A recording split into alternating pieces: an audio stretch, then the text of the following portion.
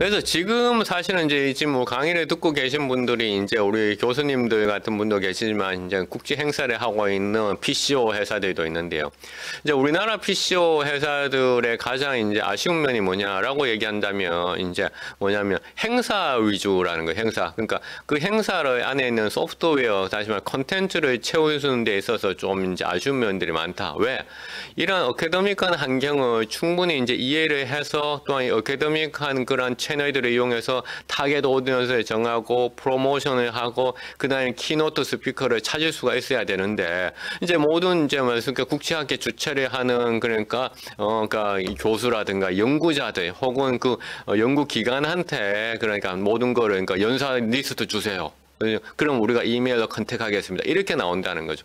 하지만 지금 이제 해외에서 국제에서 활동하는 그런 PCO라든가 이런 회사들은 어떠한 주제가 딱 생겨나면 이러한 주제에 누가 소위 말해서 탑 사이언티스트고 어떤 기관이 연구비를 가장 많이 가지고 있으니까 이 사람들을 중심으로 해서 우리가 이 컨퍼런스를 프로모션 해야 되고 어떤 채널을 통해 가지고 우리가 광고를 해야 되고 그렇죠. 네이버 광고 해봐 아무 소용이 없잖아요.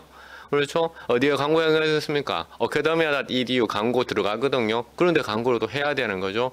그래서 그런 측면에서 이 환경을 잘 알고 있거든요. 그래서 지금 이 강의를 듣고 계시는 PCO 분들도 이 국제학회라고 하는 것이 엄청난 큰 비즈니스거든요. 그렇기 때문에 이런 환경을 이해를 하셔야 됩니다.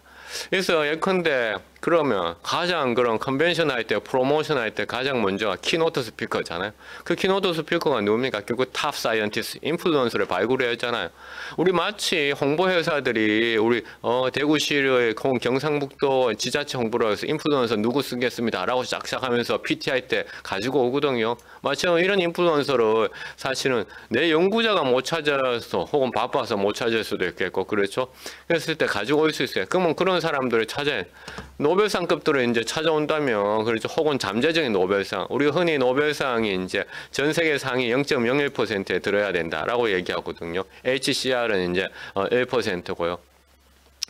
그래서 이제 그런 측면에서 이제 우리가 이제 좀 관심을 좀 가지는 그 인플루언서를 찾아야 되는데요.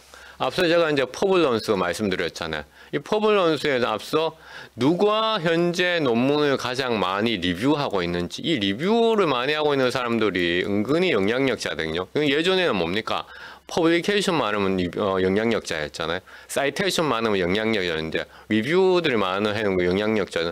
그래서 제가 이제 앞서 전 탑 피어 리뷰어 그 마크를 2년 연속 받았고 이제 요새는 바빠가서 제가 리뷰를 못 하다 보니까 아마 올해는 내가 탑 피어 리뷰어 그 마크를 못 받을 것 같아요. 2년 연속으로 그냥 끝내려고 저도 이제 생각을 하고 있는데 이 퍼블런스에 가서도 만약 예컨대 빅데이터라고 이제 하면 이 빅데이터 분야에 어떤 저널이 있고 누가 그렇죠 연구자들 하고 있고 어떤 기관들이 있는지 어떤 논문들이 이제 나오고 있는지에 대해서 이제 검색이 가능합니다. 그렇다면 이것을 통해 가지고 우리가 탑 피어한 그런 사람들이 이제 찾을 수가 있는 거죠. 또 이런 서비스가 있어요. 세멘틱 스칼라. 요새 저도 세멘틱 스칼라라고 하는 거 많이 사용하고 있는데요. 자, 우리 그러니까 예컨대 이제 질병관리청에서 국제학회를 하고 싶어요. 어떤 국제학회라고 하니까 코로나 K 방역으로 너무나 잘했어요. 그래서 한국의 코로나 K 방역 너무나 잘했으니까 한국의 코비드 19에 대해서 이런 질병관에서 국제학회를 해서 이 국제학회 오디언스를 해외 사람으로 또 하고 싶은 거죠. 그럼 일단은 뭡니까? 한국의 코비드 19에 대해서 어떤 논문들을 했는 사람들이 있었는지에 대해서 발굴을 해서 질병관리청에다 계획을 딱 짜서 가져가야 되잖아요.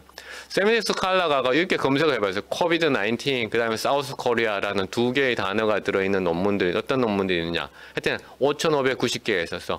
그런데 이쪽에는 메디컬하고 헬스 사이언스가 많은데 좀 K 방역에서 소시알러지 쪽으로 좀 해보겠다. 그래서 필드 오브 스터디를 소시알러지로 선택을 했어요. 그 다음에 여기에 가면 뭡니까? 가이언드 수, 그 다음에 피인용 수, 사이테이션, 혹은 가장 영향력 있는 페이퍼, 혹은 최근의 수 해가 했어요. 그래서 했더니만, 이거 또 제 자랑을 또 하나 해야 되겠는데. 이래서 했더니만 이제 요렇게 이제 소시알러지 분야에서 코비드-19 사우스 코리아라고 했더니만 이제 Conversation and Medical Use Frame on Twitter 해가 제가 저널 오브 메디컬 인터넷 리서치 임팩트 팩터 5.0짜리인데 저도 5.0에 처음 요번에 신어봤는데요. 여기에 이제 제가 이제 일저자로 해놓은 논문이 이제 첫 번째로 검색이 딱 되더라고요. 저도 오늘 처음 알았어요. 이거 자료 만들면서. 그래서 소시알러지 분야에서 그래서 이렇게 이제 어떤 그 사람들이 이 분야의 논문들을 하고 있는지 해서 딱 짜서 이제 질병관리청에다 갖다 주면 이 질병관리청 그럼 이런 국제학회 해볼 수 있겠구나 이렇게 나오는 것이죠. 또 하이리 사이티드 리서처 분야, 각 분야에서 하이리 사이티드, 그러니까 1%, 탑 1%, 이게 이제 가면 웹 오브 사이언스 홈페이지에 가면 계속 나옵니다. 그렇죠? 그 다음에 그 사람들의 어떤 그 소속도 나오고, 그렇죠? 그런 것을 찾을 수 있고, 최근에는 이제 HCR이 그런 웹 오브 사이언스가 탑 1%니까 스탠포드 대학에서 탑 1%보다 우리 한 번 더 이 풀을 넓혀보자 해서 탑 2%, 그렇죠? 그래서 2%에 소속한 연구자들의 목록을 발표했어요. 스탠포드 대학 팀이. 그래서 이제 그 스탠포드 탑 2%가 요새는 또 이제 얘기를 좀 하고 있거든. 그래서 이런 식으로 각 분야에서 이제 어떤 것을 저도 이제 탑 2%에 포함되어 있더라고요. 제가 찾아보면 거기 여기 엑셀 데이터베이스 보니까.